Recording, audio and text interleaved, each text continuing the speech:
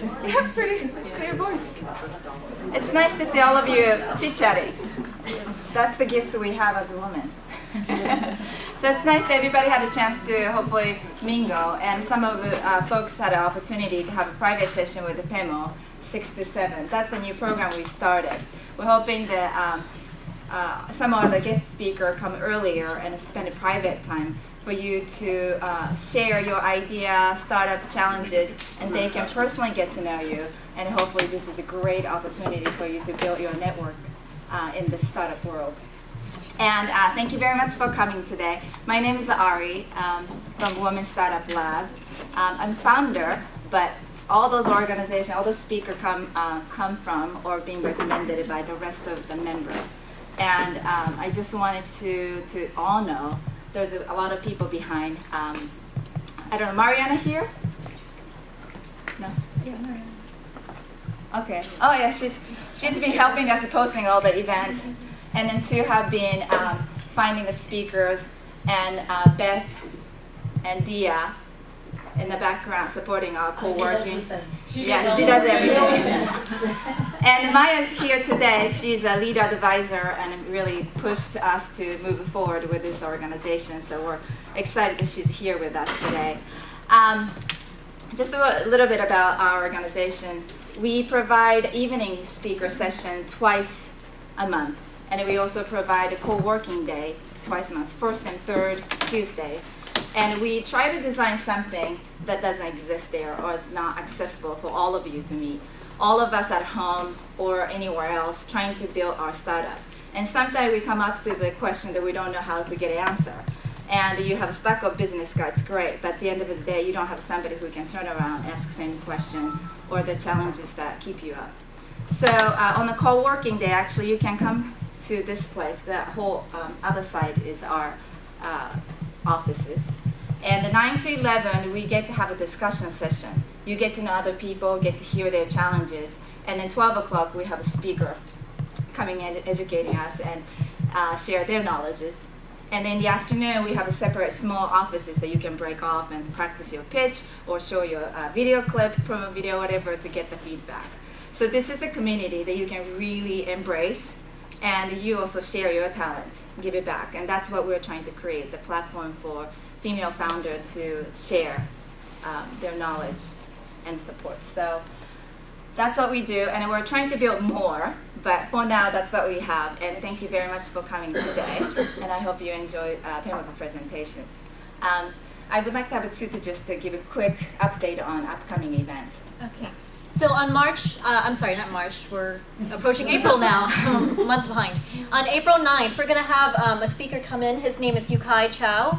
You may not recognize the name, but you probably recognize the area, which is gamification. He's one of the top 10 people who are specializing in gamification, and he'll be here to talk about how to apply that layer to your startup, how to apply the 8 Octalysis concepts. And he's been speaking at Google and Facebook and eBay and been consulting for many other companies. And he's also started a couple of startups. Reward Me, he was a CEO. And also, I can't remember the second name, but he's well versed in this area. And it would be great to have him come and help us understand better about gamification. And on March. Stuck in March. April 23rd, we will have Gina Bianchini come to the evening event. Not sure who's familiar with her, but she founded Ning with Mark Andreessen, and it sold to Glam Media for $150 million. And she's now working on her second startup called Mighty Bell. And she's very experienced and very successful in that area, so there's a lot to learn from her. Yes. So hopefully you mark your calendar and see us again. Hi, Jen. Okay. Oh my gosh. Okay. That's all I have for now. Thank you. Hi, everyone. So basically, we finally got the presentation going, so let's shoot through it. I'm sorry that we're running a bit late here. Basically, my story is that I failed at getting venture capital after trying for about 5 years in London and Ireland, and I had made a commitment to help women raise venture when I was successful, but I did it after I failed. And actually, in the end, it ended up that I had more time to do it, and I probably wouldn't have done it if I had succeeded. So I video interviewed venture capitalists and angels and women founders about why are women funded less than men intensively for a year. And you can find all those interviews plus more on easybiz.com or on my YouTube channel, which is user/Pemo Theodore. And you'll find incredible, valuable information because all the questions I was asking them was all about women. Like, you know, what are the problems? Are there problems? What should we do? You know, how can we beef up our act? All those sort of questions, and very helpful information. So the whole project was a crowdsourced conversation because I then summarised all of those interviews because I transcribed them all, and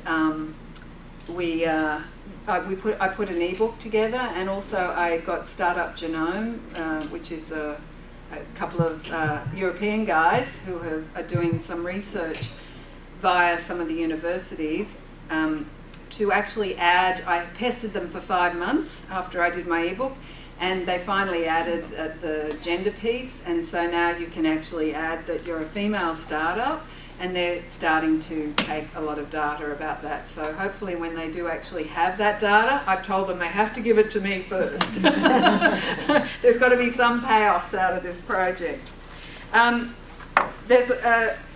You'll all have access to this presentation afterwards. I think we'll put it on Google Docs or something like that for you. But you'll probably all know and heard about the stats for women and women startups.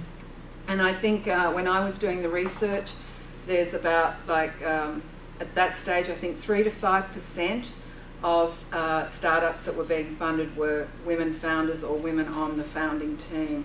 So it really was not very big. I think that may have progressed a little because definitely the ecosystem and the landscape is very different than it was even 2 years ago when I finished that project. What I found was that there were, so these are some of the infographics about women's earnings. It didn't sort of make sense because women are 50% of the small business in America, and you can move on to the next one. They're earning and creating jobs massively, but it seemed like in the venture capital startup world, there just wasn't very many women actually being funded.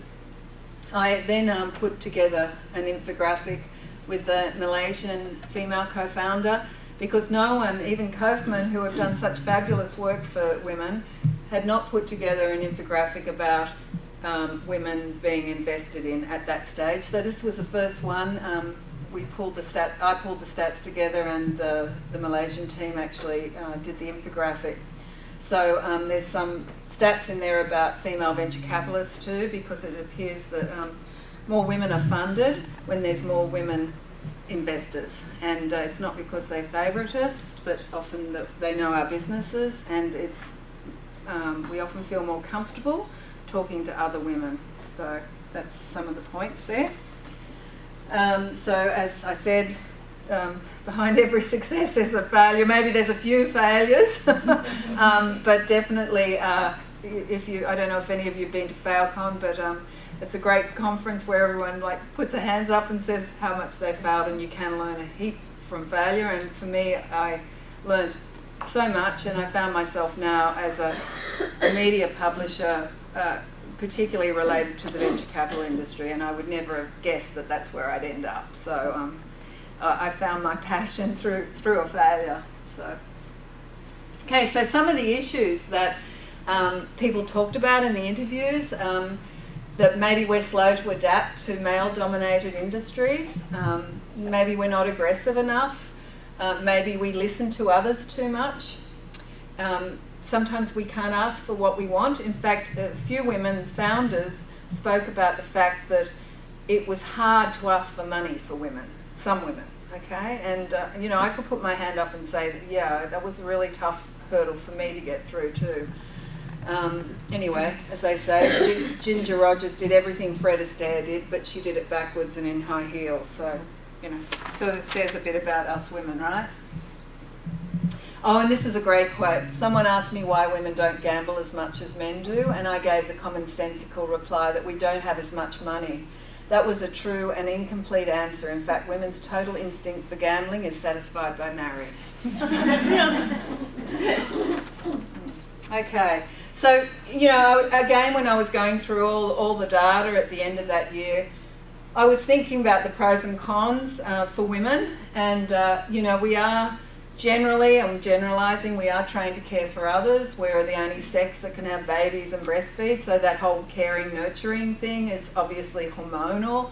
I was told by so many people, venture capitalists included, that we're great to work for because we care about our team and the people we work for, that we can subvert our ego.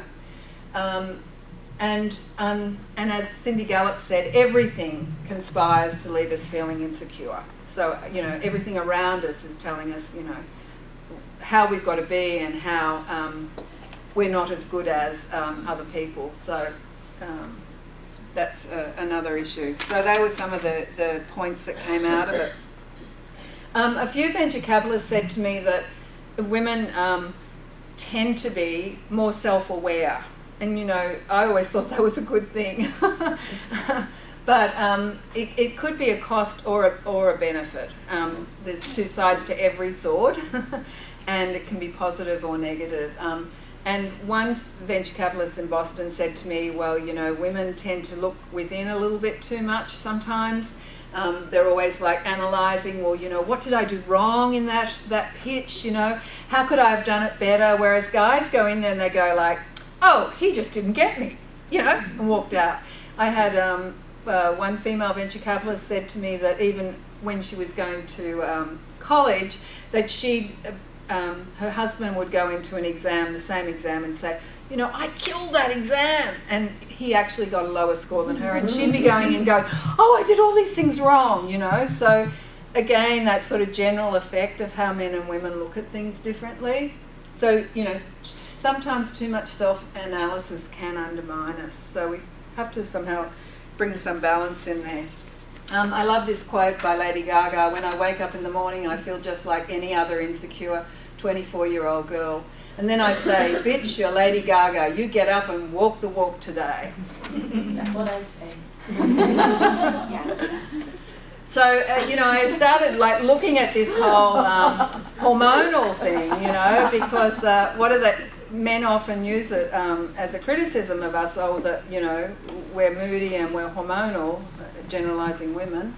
And I was looking at, you know, testosterone, and obviously it builds up bone and muscle mass, but it also may build up a psychological thick skin. That's my question and my point, because what I was hearing was that men could take these knocks in ways that women couldn't. We often would take that personally. We'd often think we'd done something wrong in the pitch, rather than just being able to allow those interactions with investors to roll off us and go on to the next one. And as I said in the last meeting, to see every no is getting closer to that yes. It's just a different way of being. So there's no reason why we can't have a little bit more of this and just have a bit of a tougher skin when we're going to get funded. So obviously estrogen is there for fertility and caring for babies.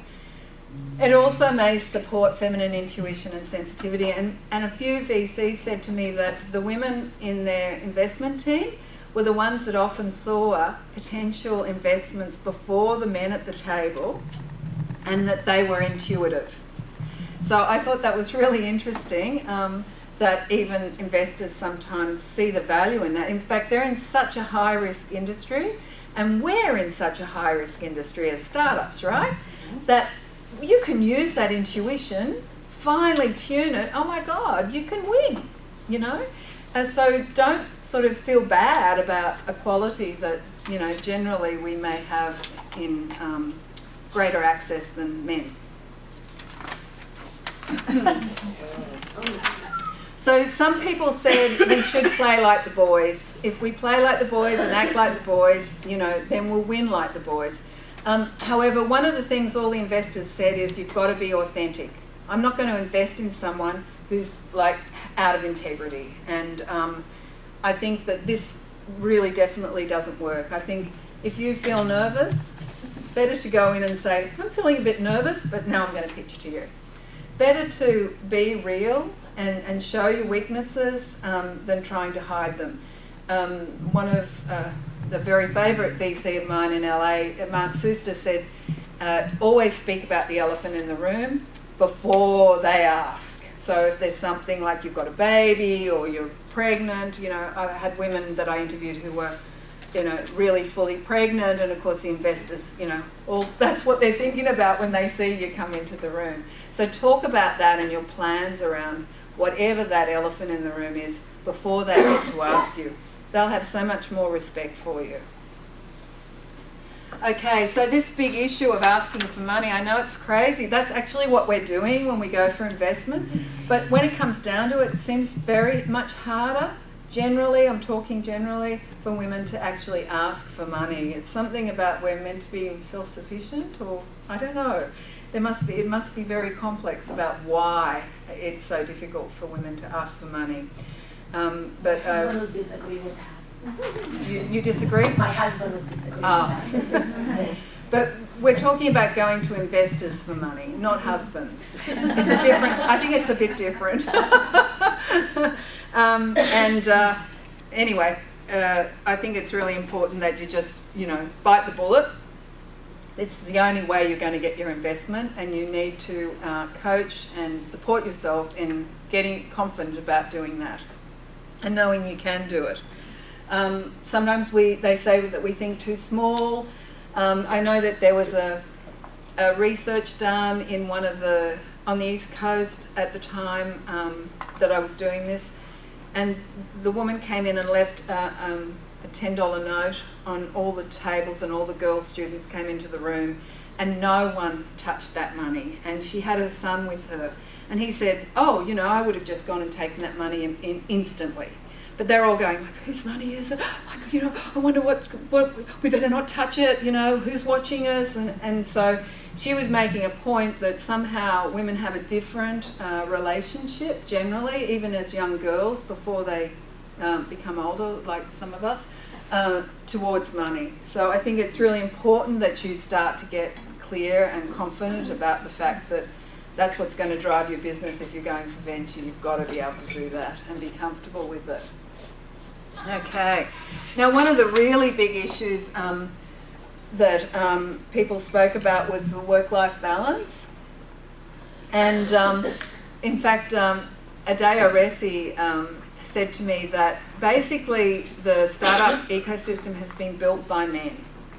And the whole culture is work 24/7, kill yourself if you have to, have no work-life balance, you're a sissy if you do, don't focus on relationships. Now, the great thing about women entering the startup world, as they are now globally, is that we have the opportunity to create a culture that is very different than the original culture. And he stressed that it's really on us. It's our responsibility to do that. We don't have to fold to how the guys have set the system up. And a lot of us have babies, children, relationships, other people we care for. So of course there's going to be like a whole different balancing act than a young white male geek. So I encourage you to develop healthy work-life balance. Doesn't mean that you have to sacrifice your startup, but you know, what are you here for anyway? If you're not here for your life, and you know, that whole driven aspect of almost killing yourself for a startup, it doesn't mean that you're a better founder, and investors don't look at you that way anymore. They may have years ago, but I don't think that's relevant in the Valley anyway anymore with investors. They're not going to be looking at you saying, oh, that person is just too interested in their family and they're going to quit their founding job. I don't know if any of you saw the posts a couple of years ago when Jessica Jackley was pregnant with twins. No, she was a co-founder of Kiva, and one of her investors in LA put a post up saying that how he had questioned his investing in their company ProFounder, which actually unfortunately is finished now, but at the time it was quite a big furore on the net. Everyone had to say their piece about it, and I thought it was quite honest of him to actually express his concerns that he thought that she was going to let her team down and her startup down. And she had I interviewed her via Skype, and she had a fabulous attitude about, the work-life balance and how ProFounder, they had focused so much on that, and that of course sometimes they pulled all-night stints, but that, in the end they ultimately wanted people to be happy and healthy working in ProFounder. So I think, it's up to us to break the ground as women, co-founders or founders, and change the ecosystem. I think we have to do that because it's a little bit out of bounds. It's a little bit unbalanced. So this is a point that I love to hammer. And another Lady Gaga quote, "Some women choose to follow men and some women choose to follow their dreams. If you're wondering which way to go, remember that your career will never wake up and tell you that it doesn't love you anymore." So, good point. One of the things that all the investors, no one spoke about, but it's the most obvious about women founders, is sexual tension. And of course, our dear old friend Dave McClure at 500 Startups was the one that broke the ice and spoke about it right at the end of my project. So I was like, thank you, Dave. It's the most obvious problem or issue. And of course, it's probably the one that's most uncomfortable for investors, particularly if they're conservative, who are going to actually speak about that. It's really important for us as women to be aware of it. I coach some female founders when they're going to go for investment, and one particular one, she's very beautiful and very sexy, and she wears a lot of low-cut dresses, and it's a delight to see her. She's beautiful, but I said to her, when she goes to do these pitches, she actually needs to cover up, not because there's something wrong with her, but that she doesn't want them focusing on her breasts, basically. She wants them to focus on the fact that she's really smart, she's a great programmer, and she knows a lot about the industry she's in, and not on her body. And I think the other thing about the sexual piece is that obviously that in any creative relationship there has to be some sort of chemistry, and sometimes that chemistry can feel almost sexual, it's like all the juices start going and you're working really well with someone. My advice to you is don't act that out. And I know that there are lots of stories in the industry about gals sleeping with investors to get the money, just like on the Hollywood couches, and using that as a trade-off. I totally support you in not going there, and to actually try and get the money on your own talents and have that confidence that you are just as good as a male founder, and that you can, if you know all the things that obviously you're learning in this accelerator and more, then you should have no problems, and see yourself as equal. Don't fold and give away your power in that way. Okay, I think that's probably most of it. What are the solutions? I think that some of the solutions to all the issues that women face are just a bit like homeopathy. The solutions are actually within the problems, and if you have particular issues, that you can actually resolve them by actually going into those problems and maybe brainstorming with other women or guys, getting their perspective and getting that sort of help.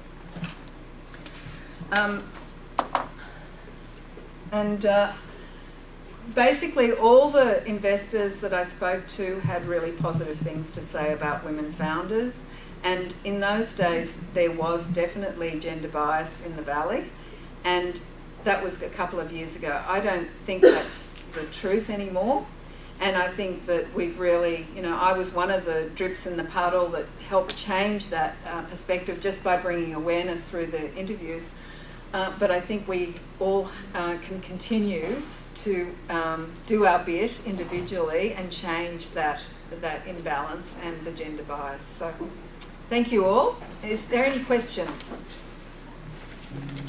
No? Actually, some people submitted questions. Okay. What the rest do you have? Those you can kind of get through. Okay.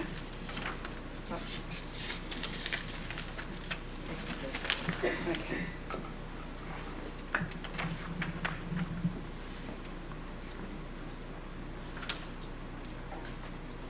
Oh, I think I answered Keisha's question, yeah? Oh, I think there's somebody. I have a question. Yes. What about age bias? Yeah. Men or women, age Yeah. bias? Yeah, there What do you think? definitely is that too. And, you know, again, I was in that boat myself, particularly in Europe, in London, it was really hard. I don't know how much that's progressed. I think the women issue has definitely changed. I don't know. There's a question mark around the age bias. I think that it does tend to be in an area where, you know, young, smart, talented 20-year-olds are valued. Obviously, experience is not seen as such a high value. Again, I always go against the odds myself, and I always go, well, I don't care about that. I'm just going to do what I'm going to do, and I'm going to do the best I can, and I'm not going to buy into that. And as a result, you know, I like to just keep on creating miracles where people say, well, you couldn't do that, and then I do it. And I think that anyone can do that with that sort of awareness of, like, I'm not going to be held down by anyone classing me that I can't do something. So, but I can't tell you how much that's changed in the last few years. I think it's probably slower than the gender bias. You talked about the elephant in the room, and sometimes there's you haven't been a VP, you haven't been a CEO before. Do you address that, or is that okay? Is that an elephant or not? I'm not sure. I guess it depends on your team, and it depends on what you're, you know, what else you're offering to in that pitch to the VC. So yeah, there'd be a lot of dependence on that. If you feel that that's a weakness and that it's pulling you down, then I definitely talk about it. But generally, I wouldn't say that's a general issue. Being a first-time founder, I don't think that's going to be an issue. So I was at, this was a social function, and there's a person here who's a good friend, but he's also a pretty significant investor, venture investor.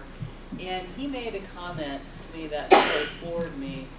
He said that he, in his firm, prefers to invest in women CEOs because they really, they have better returns, was the way he put it. So I wondered if you found anything like that. Yeah, I heard that a lot. Okay. In fact, one of the, I actually interviewed Jane, gosh, I've forgotten her last name, excuse me, who is the founder of Dermalogica. Interviewed her via Skype in LA, and she said that because they had just started a social non-profit organisation with Kiva, in conjunction with Kiva, to fund women entrepreneurs in third world countries. And she said that Kiva's data showed that women paid back 95% of the time all their debt. And in fact that women weren't about credit risk, but that somehow there's been a lot of bad press about women.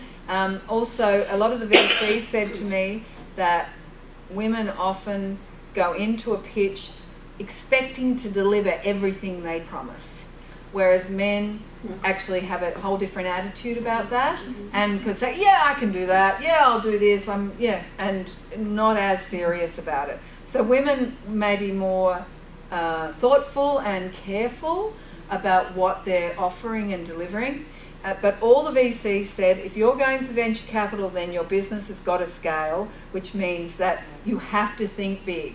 and you can't be being too careful. So there's some, again, fine balance with that.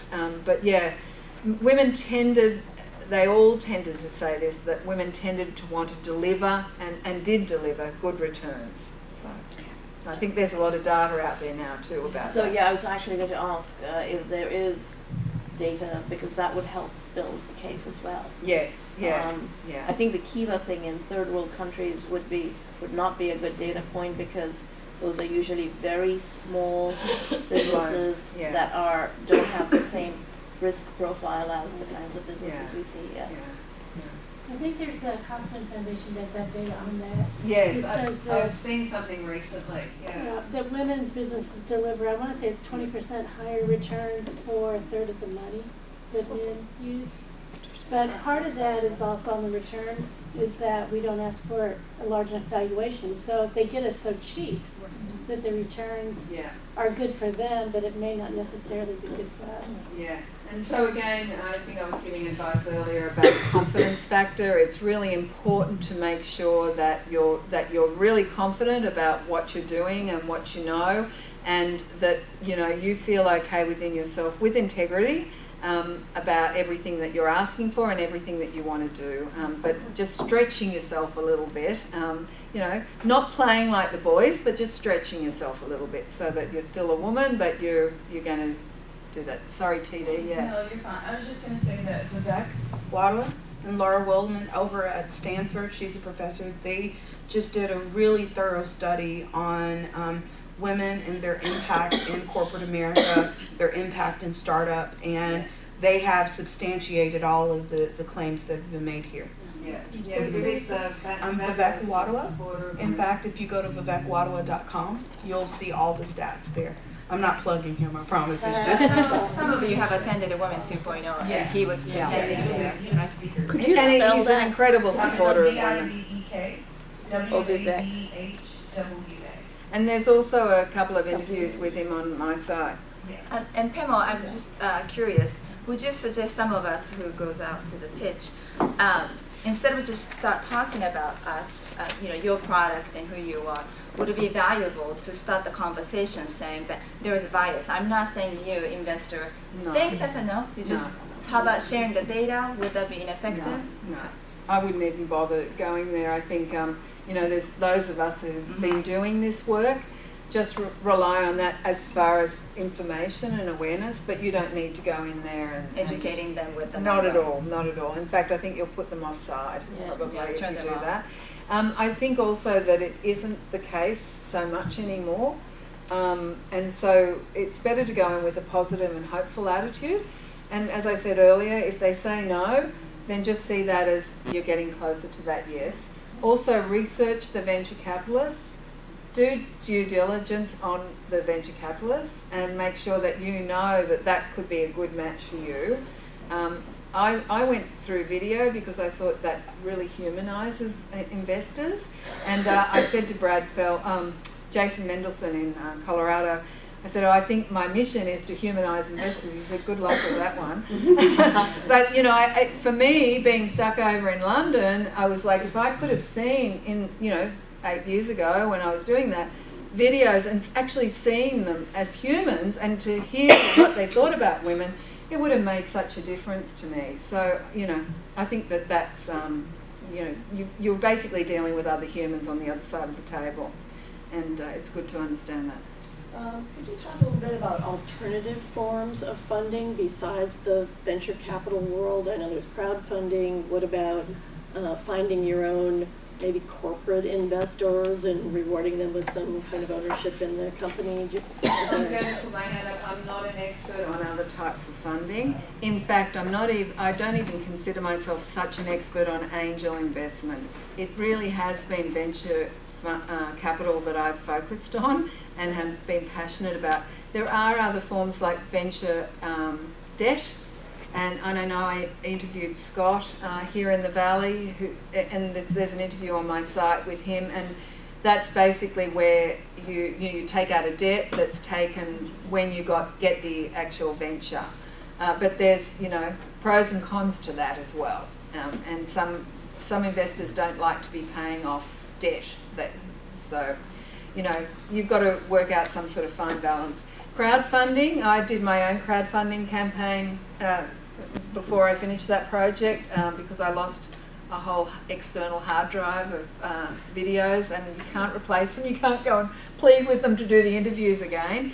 So I was trying to raise money to reclaim the hard drive, and I found it it's intensive.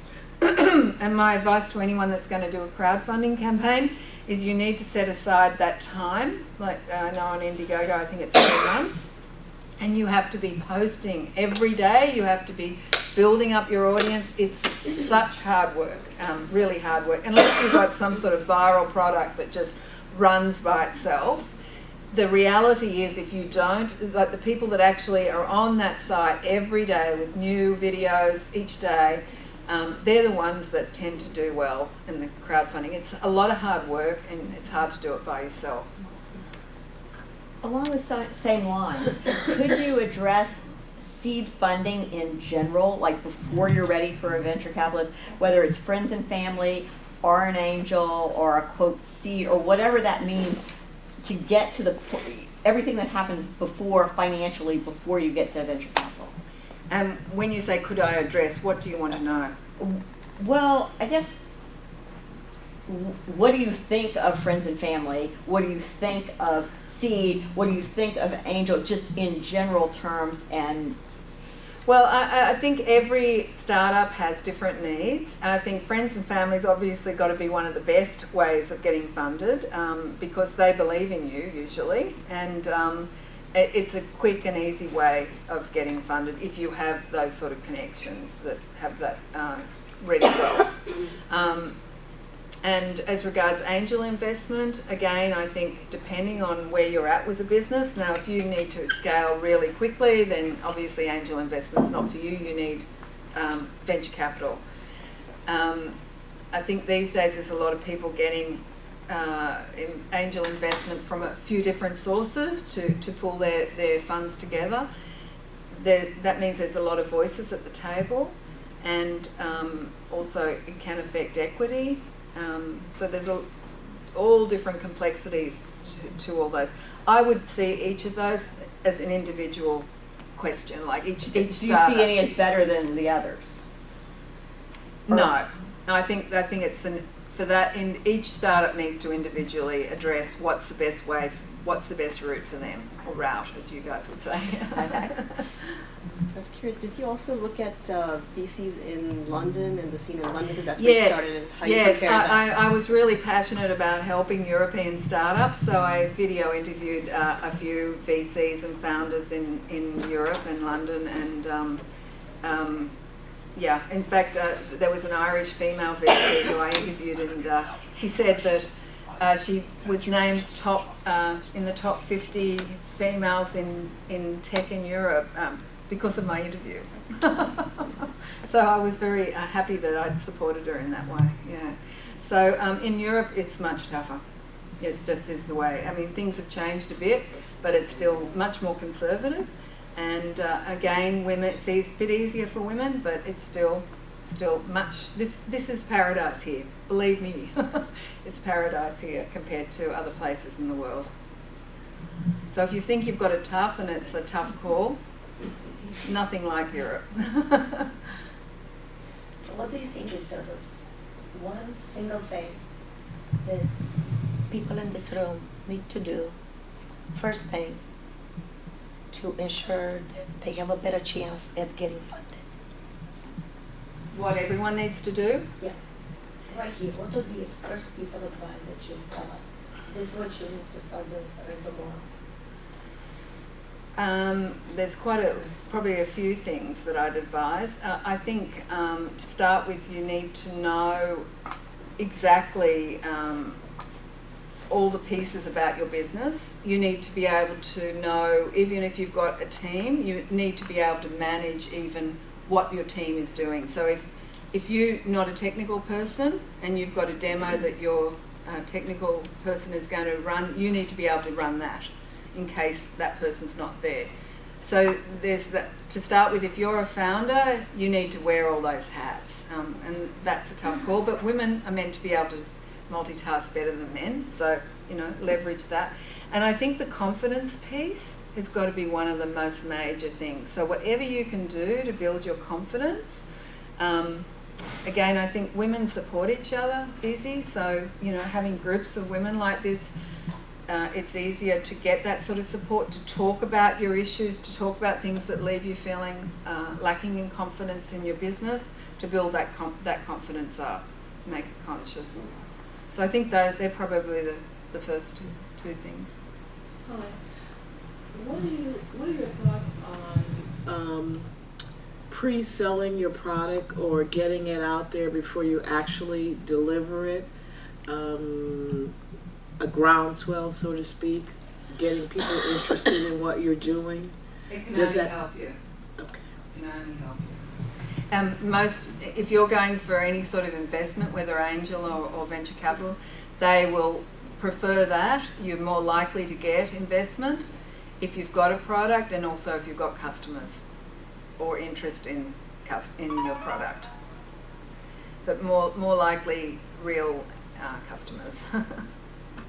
So they want product, they want prototype, they want customers. So they want it all so that they're safer because of the risk. Money when you don't need it. Yeah, and the founder of Wildfire app, I think she just sold that to was it Google for about $3 billion or something? It was last year. It's huge. But she said that was her advice. She said go for investment when you don't need it. And she said you're laughing, and that's basically what she did. So good advice, but some of us aren't in that position. What about confidentiality? I've heard mixed bags about you have to have an NDA to protect your idea versus everybody will reject it.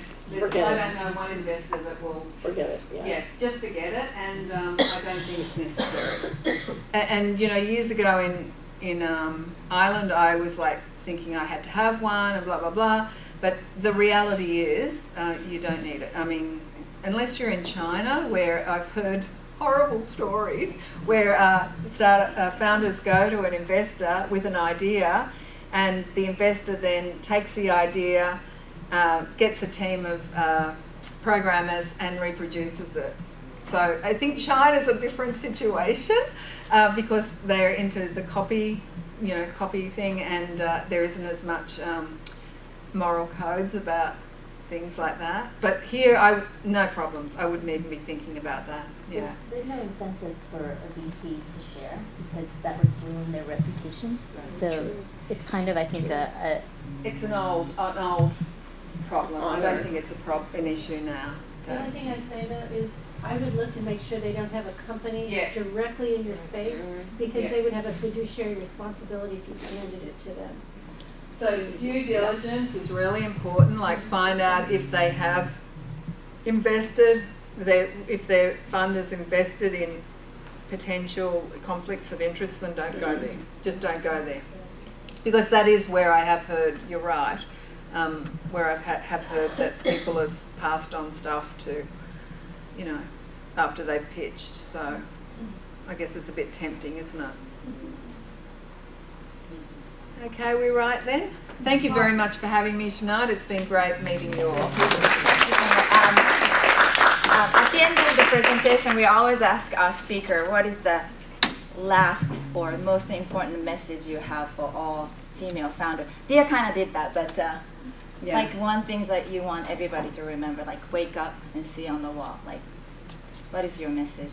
Well, I guess I just again say I'd encourage you all to continue on your path, and if you feel like you're falling down, then go to other women around you to get that support to get back up again, because you're not just taking the steps for yourselves, you're actually taking them for your daughters and their daughters. And so the more ground you break, the easier it's going to get for women. So if you see it like that and you're not personalising everything all the time, it's much easier to be the miracle workers that you're all going to be.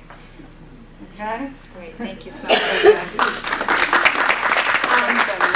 I'd like to take a moment. I totally forgot, which is shame on me. Women Startup Love here because Procopio have supported from the get-go. They're not just the sponsor, it's above and beyond what they have provided. And Roger Rappaport, he's not here today, but Paul's here supporting us. Not only they have provided a place for us, not that we ask, but they said this is a great opportunity for you, and all the things that they've been around. I just want to have the opportunity to thank you. I did not mention, but I just wanted everybody to know that. Yeah. And lastly, as I mentioned, this is a community, and we take a time to celebrate some of our members' milestones. And we have Tricia here. Her company just launched as a beta, but it's a huge accomplishment. So, Tricia, would you like to just briefly mention about your company? Sure. So I have just launched Portfolio with my partner, Sue Preston. Actually, my partners and my advisors are all except one women, and all women of about 40 and 50 years old. So, we're kind of unusual here in the Valley. Portfolio is basically a social network that brings together engaged investors around entrepreneurial ventures. And we're working in the crowdfunding space, the equity crowdfunding space, which is going to really shift everything for women, both women with their companies and women as investors.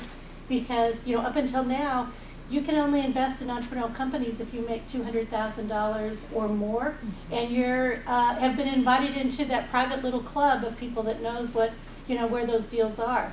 And the Jobs Act changed all that, and we'll actually be able to kind of break into that world and be able to invest in entrepreneurial startups and have our entrepreneurial startups have an opportunity to place those for our friends and colleagues to look at. But Portfolio has taken it even a step farther, and what we're doing is actually inviting in affinity groups so that we actually have our own value-add expertise. So we're looking to make contacts with like Women in Technology and the American Association of Pediatricians, nutritionists, all of those people that have real impacts on our life and they're everyday experts. And our argument is that we as women that are buying 80% of all the products and have 60% of the wealth, if we focus our buying power and we focus our knowledge around products and services that we have an interest in and we have expertise in, that we can be as much a value-add investor as that guy over on Sentinel Road. So watch for it. We're in alpha testing right now internally because being that we're it is an exchange of money. We want to make sure that's completely tested. But I'm going to be here with Ari over the next few months, and she's pulled me in for advice. I come from Kaufman where I did all the women's entrepreneurship pieces, so I'm happy to help. But hopefully in a couple of months I'll be able to provide an opportunity for you all to test the product in the beta. So thank you. And Mariana has a company called Kindomo. After hours and hours of staying up late night, she just launched. So yeah, I'm fighting the battle of every entrepreneur from the trenches, try to release it. And my business partner is in Italy. We developed a product for grandparents and families that live apart and want to read books to children. He's currently at the biggest book fair in the world in Bologna, and I'm dialing in every morning at 4 a.m. to be grandma from the West Coast. So that's just a quick preview. I hope to tell you more about what it's like when you launch a product. And some previews, it's much harder than the time before. If you thought it's hard to launch it, it's twice as hard, unfortunately, afterwards. But I think it's really inspirational for us to see our friends making a progress and seeing happy days and some worn out days. I mean, that's the truth of being an entrepreneur. And so I hope we continue to see her progress, but I hope we get to see each one of you coming back and sharing your milestone with us. So, Mariana, what's the name again? The name of the company is Kindoma, and it stands for Kind, Child, and Oma Grandma. Nice. So we embedded what we believe in into the company name, actually. Help us around these. Yeah. So. And in the future, any one of you has all those milestones, please feel free to send me email, and so we get to share your milestone as a team, as a group, as a community. So thank you very much for your time today. I hope to see you again.